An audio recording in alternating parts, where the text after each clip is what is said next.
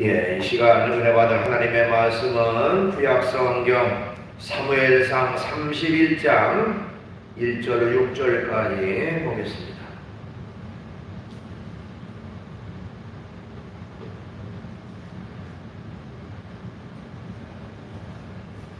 구약성경 461쪽에 있습니다. 사무엘상 31장 1절로 6절까지 말씀을 받들어 봉독을 하겠습니다.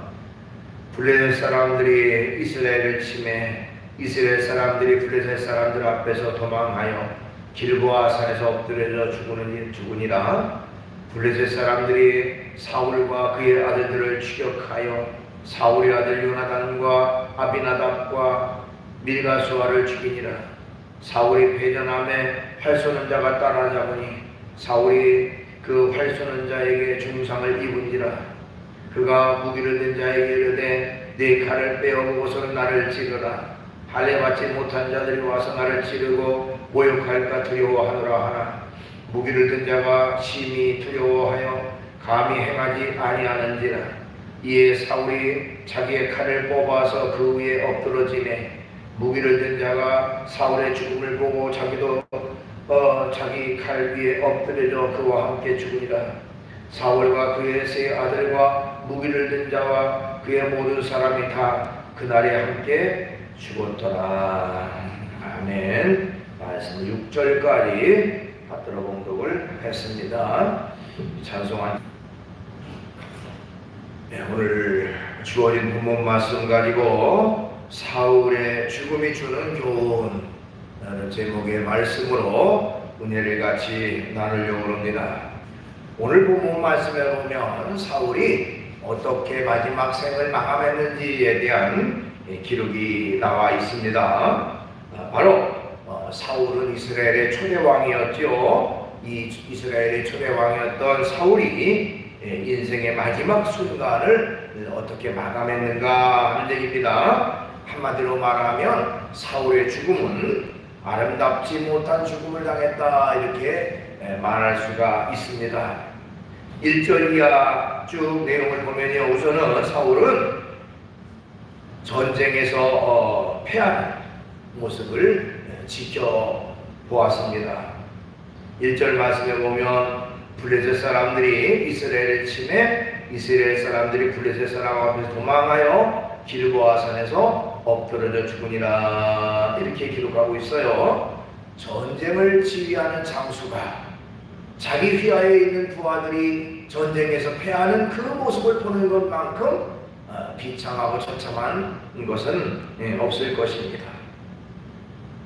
또한 이 사울은요, 전쟁에서 자기의 세 아들을 잃는, 세 아들이 죽는 그런 아픔도 겪어야 했습니다. 2절 말씀에 보면 블레셋 사람들이 사울과 그의 아들을 추격하여 사울의 아들 요나단과 아비나답과 밀가수아를 죽이니라. 전쟁터에서 자기의 세 아들이 다 죽음을 당하는 것처럼 또한 비참하고 괴롭고 그야말로 사울의 입장에서는 가슴이 찢어지는 듯한 그런 고통과 괴로움을 느꼈을 것입니다. 뿐만 아니라 3절과 4절에 보면 사울 자신도 전투에서 중상을 입고 결국에는 자살함으로 최후를 마칩니다. 3절 말씀, 사울이 패전함에 활 쏘는 자가 따라잡으니 사울이 그 활 쏘는 자에게 중상을 입은지라. 그가 무기를 든 자에게 이르되 네 칼을 빼어 그곳으로 나를 찌르라. 할례 받지 않은 자들이 와서 나를 찌르고 모욕할까 두려워하노라 하나 무기를 든 자가 심히 두려워하여 감히 행하지 아니하는지라. 이에 사울이 자기의 칼을 뽑아서 그 위에 엎드러지네. 그러니까 자기의 칼로 결국에는 자결하는 그렇게 마지막 생을 마감하는 것이 바로 사울의 인생의 마감 죽음이었습니다.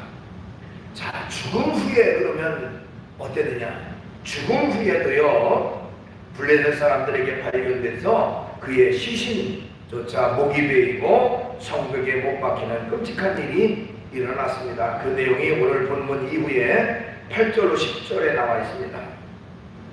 8절로 10절에 보면요, 그 이튿날 블레셋 사람들이 죽은 자를 벗기러 갔다가 사울과 그의 세 아들이 길보아 산에서 죽은 것을 보고 사울의 머리를 베고 그의 갑옷을 벗기고 자기들의 신당과 백성에게 알리기 위하여 그것을 블레셋 사람의 땅 사방에 보내고 그의 갑옷은 아스타롯의 집에 두고 그의 시체는 벳산 성벽에 못 박음에. 자, 죽어서까지라도 이렇게 처참한 모습이 되어졌다. 어떻게 이렇게 처참하고 비참한 모습으로 생을 마감해야 하는가 할 것입니다. 사울의 인생의 마지막 모습은 결코 아름답다고 말할 수가 없습니다. 그야말로 치욕적이고 비참하게 생을 마감했습니다. 그런데 오늘 말씀 앞부분에 즉 사무엘상에 나오는 사울의 전체적인 내용을 쭉 살펴보면 사울의 이런 비참한 마지막 삶의 모습이 어떻게 보면 결국에는 그의 인생이 그런 삶을 살았기 때문에 마지막 최후를 그렇게 보냈다라고 말할 수가 있습니다. 한마디로 말하면 사울의 잘못된 인생이 결과적으로 처참한 마지막을 맞이할 수밖에 없게 되었다는 것이죠.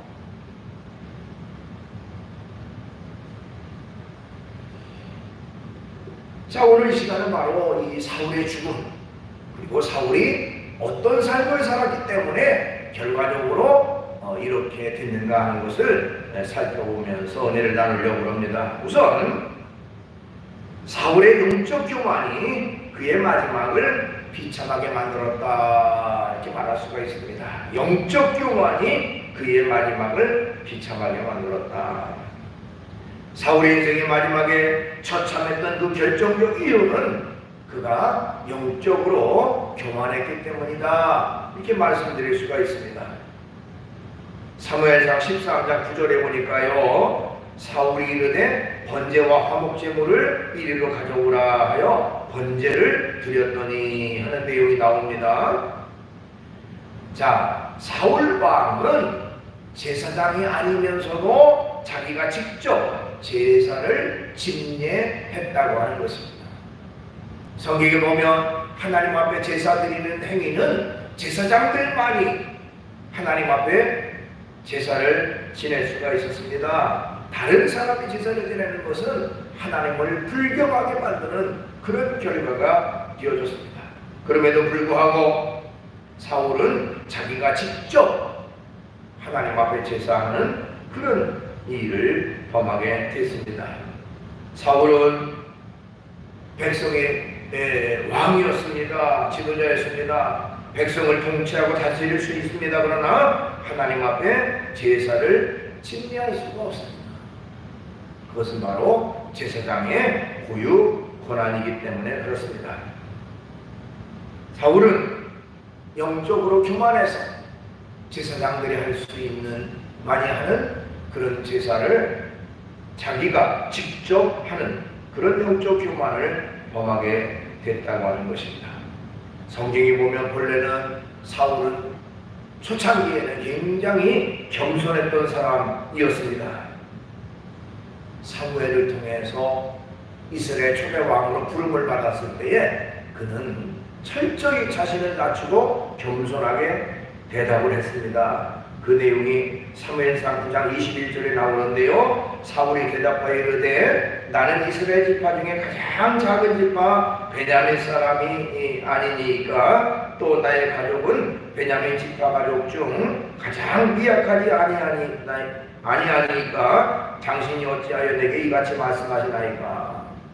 어떻게 보면 이스라엘 왕으로 하나님이 너를 선택하셨다라고 하는 말을 들었을 때에 나는 너무너무 미약하고 부족하고 그런 사람인데 어떻게 내가 그 일을 하겠습니까? 라고 철저히 자신을 낮추고 겸손했던 사람이 바로 사울이었습니다. 그러나 사울이 왕이 된 이후에는 점점 그의 태도와 그의 모습이 달라지기 시작했습니다. 점점 교만해져 나갔다고 하는 것입니다. 그러면 사울이 이렇게 교만하게 된 그 이유, 그것은 무엇일까? 여러 가지가 있겠지만 두 가지만 살펴보려고 합니다. 우선은 다른 사람과 비교하는 비교의식이 그에게 있었다는 것입니다. 자, 사울이 영적으로 교만해진 것은 사무엘과 자기를 비교하면서 시작했다, 이렇게 말씀드릴 수가 있습니다.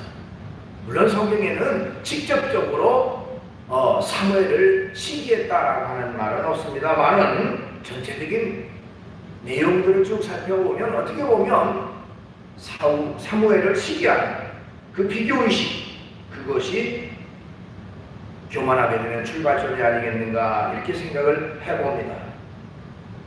사울이 이스라엘 왕이 된 뒤에 다른 나라와 전쟁에서 점점 승리하게 되고요, 승승장구하니까 점점 교만한 마음이 들기 시작했습니다. 근데 문제는 백성들이 자기를 따르는 것보다 그 당시에 선지자였던 사무엘을 따르는 사람들이 너무너무 많았다는 것이죠. 그러니까 사울 입장에서는 조금씩 시기심이 생기기 시작했다는 거예요. 영적 지도자였던 이 사무엘을 감히 자기가 침공하지 못하겠지만 자기가 이제 국가의 그 왕으로서 점점 자리를 굳혀가니까 결국에는 사무엘을 자기가 존경할 분으로 여기는 것이 아니라 오히려 사무엘보다 더 높아지려고 하는 이런 비교의식이 자신에게 있었다고 하는 것입니다. 결과적으로 내가 사무엘보다 못할 것이 뭐냐, 내가 이스라엘 최고의 그런 어떤 지도자가 되어야 되는데 하는 그런 잘못된 생각이 영적 교만으로 연결되기 시작했다는 것이다. 우리도 마찬가지입니다. 일상생활 속에서 우리가 다른 사람과 비교하는 비교의식을 버려야 됩니다.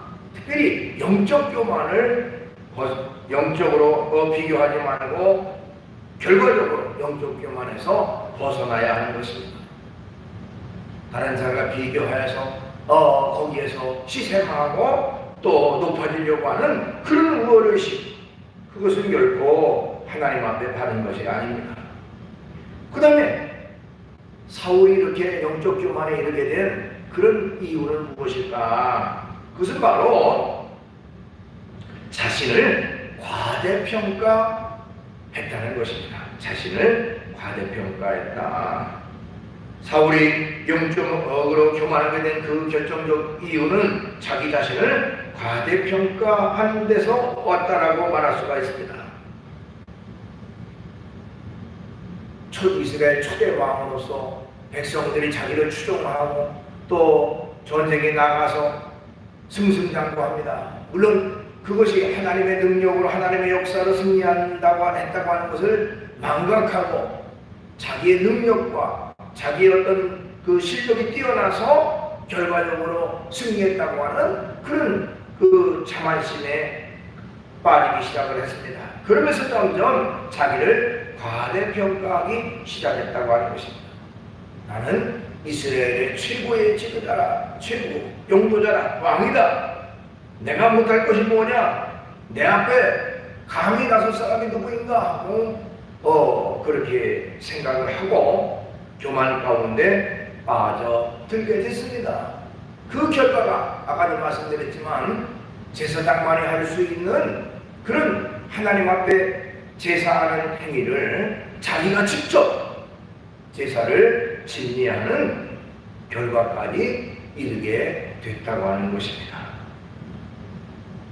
제사장이 하는 일을 아무리 왕이라고 할지라도 자기가 그 일을 행할 수는 없습니다. 그것은 하나님 앞에 너무나도 잘못된 행위인 것입니다.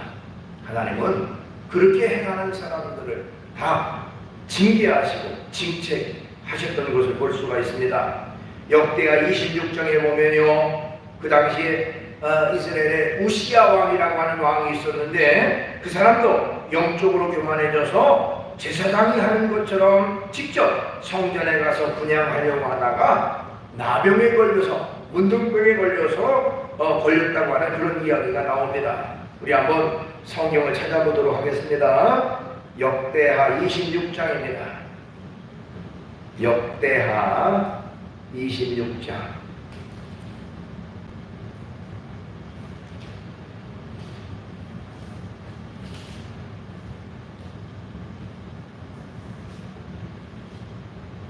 16절로 19절까지.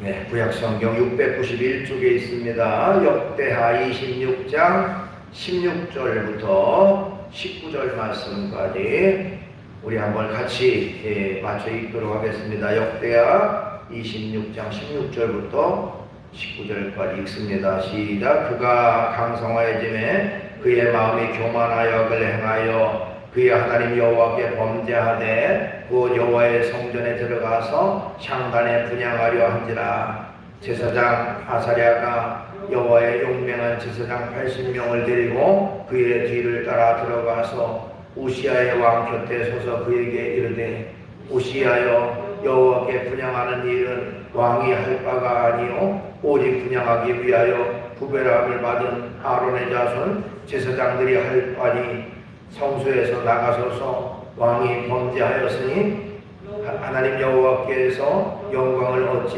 못하시니이다. 우시야가 손으로 향로를 잡고 분향하려 하다가 화를 내니 그가 제사장이 화를 낼 때에 여호와의 전 안 향단 곁 제사장 앞에서 그의 이마에 나병이 생긴지라. 아멘. 예, 그렇습니다. 자, 그 당시에 막강한 왕이었던 이 우시야 왕도 교만해져서 제사장이 하는 하나님 앞에 제사 드리는 행위를 자기가 직접 하다가 결국에는 문둥병에 걸리는 그런 결과가 되고 말았다고 하는 것입니다. 자, 이처럼 사울이라고 하는 사람은 자신을 지나치게 과대평가해서 그것으로 결국에는 하나님 앞에 범죄함으로 말미암아 그의 마지막이 비참한 결과로 이어지게 됐다라고 말씀드릴 수가 있습니다. 그래서 사도 바울은요, 고린도전서 10장 12절에 보니까 그런즉 손줄로 생각하는 자는 넘어질까 조심하라 하는 말이 있습니다. 늘 자신을 돌아보고 교만하지 않고 겸손한 가운데 살아가는 그런 사람이 되어야 된다는 것을 바라고 있습니다. 사울의 교만이 결과적으로 이런 결과로 이어졌다라고 얘기합니다. 중세시대에 성 프랜시스라고 하는 사람이 살았었습니다. 이 성 프랜시스는 중세시대 최고의 성자다, 또 가장 겸손한 삶을 살았던 사람이다라고 하는 그런 별칭을 얻습니다. 최고로 겸손한 사람이었다. 이 프랜시스의 제자 중에 한 사람이 한 번은 꿈을 꾸는데 하늘에 올라가는 꿈을 꿨습니다. 하늘에 올라가서 여기저기를 둘러보니까 거기 한 곳에 거기에 수많은 그런 의자들이, 아주 반짝반짝 빛나는 의자들이 쭉 놓여 있는데 한 의자만 더 우뚝 속에 높게 있고 아주 찬란하게 빛나게 되고 있었다고 합니다. 그래서 그를 안내하는 천사에게 묻기를, 아니 도대체 저 의자는 누구 의자, 누구를 위한 의자입니까? 라고 물었더니 그 천사가 하는 말이 세상에서 가장 겸손한 삶을 살고 있는 성 프랜시스가 앉을 의자이다, 이렇게 대답을 했다고 합니다. 자, 그 말을 듣고 참 부러운 마음이 들다가 이제 꿈에서 깨게 됐습니다. 그 제자가 어느 날 자기의 스승인 프랜시스에게 질문을 했습니다. 선생님께서는 스스로 어떤 사람이라고 생각하십니까? 이런 질문을 했습니다. 그때에 프랜시스는 주저없이 대답하기를, 나는 이 세상에서 가장 악한 사람이라고 생각하네 라고 대답을 했습니다. 그 말을 들은 제자는 이어서 말하기를, 아니 선생님, 그렇게 말씀하시는 것은 교만입니다. 또 그것은 위선입니다. 사람들이 선생님을 성자라고 부르지 않습니까? 세상에는 수많은 살인자도 있고 강도도 있고 온갖 죄를 짓는 악한 사람들이 득실이 거리는데 어떻게 선생님께서 스스로 가장 악한 사람이라고 말하십니까? 그때의 성 프랜시스는 웃으면서 대답하기를 그거는 자네가 나를 몰라서 그러네. 나는 참으로 악한 사람이지. 하나님께서 내게 이렇게 많은 은혜를 부어주셨으니까 오늘날 내가 된 것이지, 만약 내게 부어준 그 은혜와 사랑을 다른 사람에게 부어주셨다면 아마 그 사람은 나보다 몇 배나 더 훌륭한 사람이 되었을 것이네 하고 얘기를 했다고 합니다. 어떻게 보면 철저히 자신을 돌아봤던 사람, 그리고 자신을 낮추고 겸손했던 사람, 그 사람이 바로 프랜시스였다라고 말할 수가 있는 것이죠. 하나님 앞에서 우리는 철저히 낮아지고 겸손한 삶을 살아야 됩니다. 사울의 교만이 결과적으로 이런 인생을 살 수밖에 없었다는 것이죠. 그 다음에 사울이 마지막을 비참하게 맞이했던 것은 하나님의 말씀에 대한 불순종한 것이 결과적으로 그렇게 만들었다는 것입니다. 하나님 말씀에 대한 불순종입니다. 하나님의 말씀에 불순종했습니다. 사무엘상 15장에 보면요, 하나님께서 사무엘을 통해서 사울에게 말씀하기를 아말렉과의 전쟁을 할 때에 거기에 있는 모든 것들을 다 진멸하고 하나도 남기지 말라는 말씀을 하셨어요. 사무엘상 15장 2절 3절을 보면 만군의 여호와께서 이같이 말씀하시기를 아말렉이 이스라엘에게 행한 일곧 애굽에서 나올 때에 길에서 대적한 일로 내가 그들을 벌하노니 지금 가서 아말렉을 쳐서 그들의 모든 소유를 남기지 말고 진멸하되 남녀와 소아와 젖 먹는 아이와 우양과 낙타와 나귀를 죽이라 하고 그렇게 말씀을 하십니다. 그런데 정작 하나님의 은혜로 아말렉과의 전쟁에서 승리한 이후에 하나님의 말씀을 따라서 그대로 지킨 것이 아니라 성경에 보면 사울은요, 하찮은 가축들은 다 죽였지만 기름지고 좋은 것들은 따로 남겨두었습니다.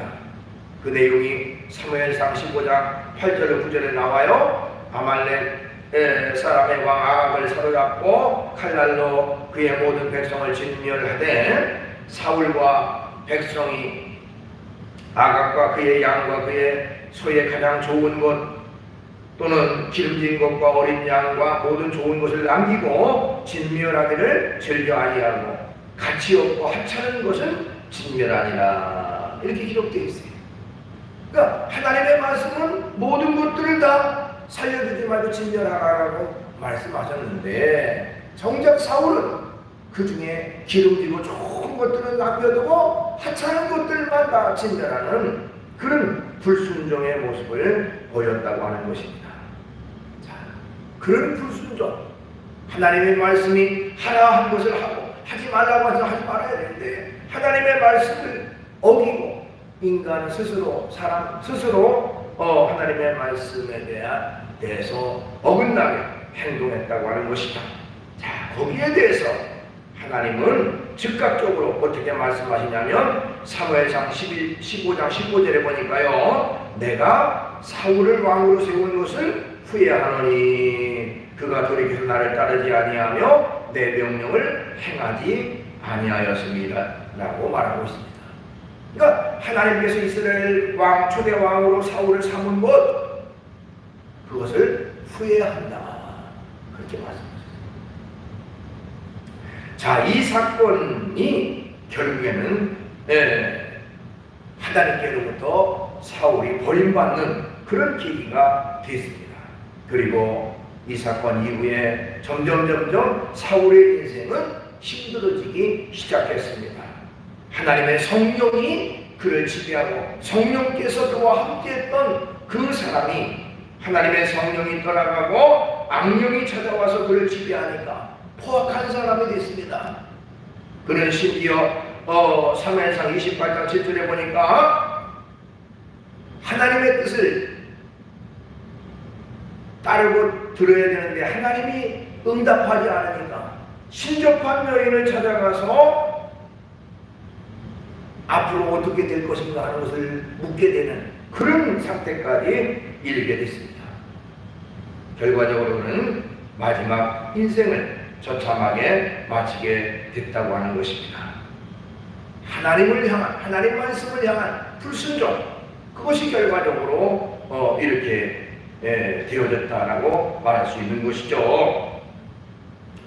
하나님의 말씀에 순종하되 철저히 하나님의 말씀에 그대로 순종하고 그대로 따르는 것이 중요합니다. 하나님의 말씀에 자기의 생각이 개입돼서 그것을 판단하고 또 그것을 변형시키는 그런 일이 되서는 안 됩니다.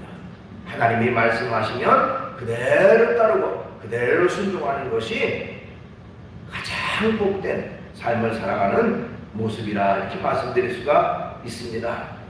뉴욕의 한 레스토랑에서 있었던 일이라고 합니다.